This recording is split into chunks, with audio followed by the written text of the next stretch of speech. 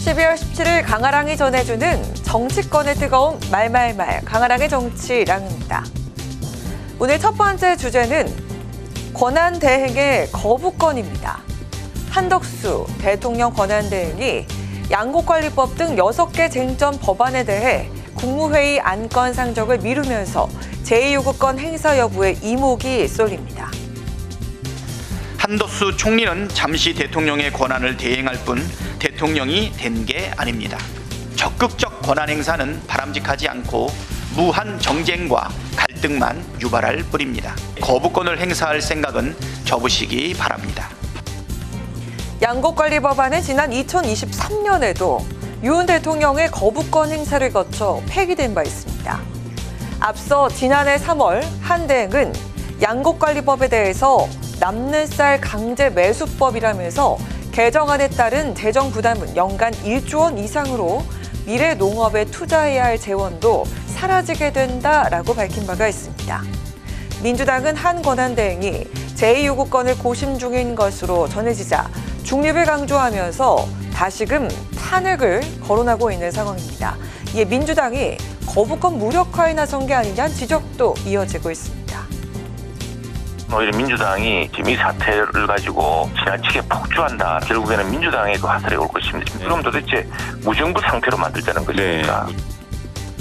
김부겸 전 국무총리는 지금은 무엇보다 윤 대통령의 탄핵안 인용과 전국 안정에 힘쓸 때라면서 대통령 탄핵 국면의 전선을 흐리는 부작용에 대한 우려를 나타내기도 했습니다. 대통령 탄핵 소추에 집중해야지 총리다 다른 사람들한테까지 탄핵 이렇게 화살을 돌리는 것은 괜히 전선을 흐트린다. 전국 전체를 좀 안정시켜야 될 책임이 사실은 원내 일당한테 넘어왔는데 그 점에서는 조금 더 신중해졌으면 좋겠어요. 국민의힘은 양곡관리법을 비롯해 국회법, 국회증언 감정법, 농산물 유통 및 가격 안정법, 농업재해 대책법, 농업재해보험법 등 6개 법안에 대한 거부권 행사를 재차 요구하고 있는 상황인데요.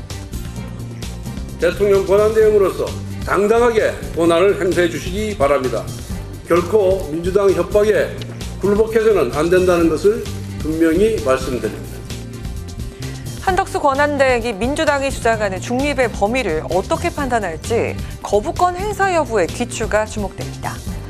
이어서 오늘 두 번째 주제는 조국의 옥중 생활입니다. 저는 독서, 운동, 성찰을 통해 몸과 마음을 더 단단하게 만들겠습니다. 울지 마시고 환하게 배웅해 주십시오. 이제 남은 것은 검찰 해체입니다.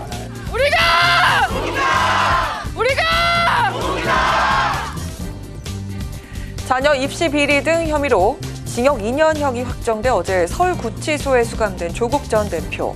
오늘 배우자인 정경심 전 교수가 첫 면회 심경을 밝혀서 이목을 끌었습니다. 자녀인 조미 씨는 지휘자들에게 면회 기회를 양보해달라는 부탁을 전하기도 했습니다. 조 전 대표의 만기 출소일은 2026년 12월 15일입니다. 형 집행이 종료된 후에도 5년 동안 피선거권이 제한돼 선거에 출마할 수 없습니다. 하지만 사면, 복권 등의 조치가 이뤄진다면 정치 복귀 가능성은 다시금 열리게 되는데요. 내란의 시작이 조국 가족에 대한 도륙으로부터 시작됐기 때문에 제4기 민주정부가 들어서면 그것을 바로잡는다라고 하는 측면에서 사면 복권이 있어야 된다라고.